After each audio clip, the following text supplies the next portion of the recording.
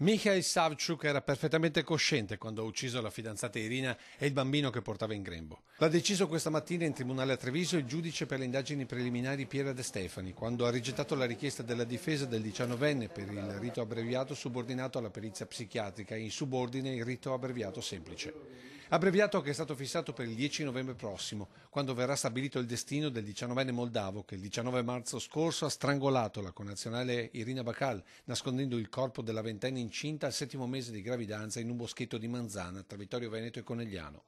Il giovane oggi non ha voluto presenziare all'udienza, mentre erano presenti la mamma e la sorella della giovane vittima. In meno di 2 ore oggi il GIP ha sentito il pubblico ministero Mara De Donà, che ha definito i termini di un omicidio premeditato con occultamento di cadavere, per il quale la prospettiva è l'ergastolo, che con il rito abbreviato potrebbe scendere a 30 anni di reclusione.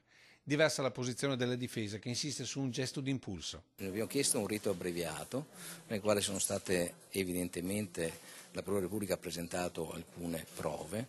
Queste prove riteniamo che non siano tutte valide e quindi noi dimostreremo che alcune di queste prove in realtà non sono idonee a determinare per esempio la premeditazione del reato, che noi riteniamo non sussista a tutti gli effetti. Un atto di impulso, un atto dovuto da una situazione contingente con la vittima.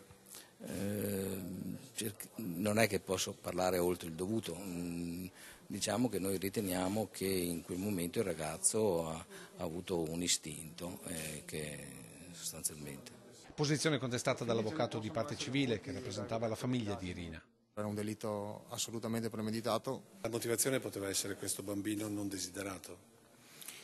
Guardi, questo è quello che risulta dalle carte, ma questo è quello che ci ha detto Savchuk. La mamma chiede giustizia, quello che sarà la pena lo deciderà il giudice. Una pena adeguata alla gravità del fatto commesso, ricordo che stiamo parlando di un omicidio premeditato pluriaggravato e occultamento di cadavere aggravato, quindi stiamo parlando di un complesso di reati insomma, che penso parli da solo.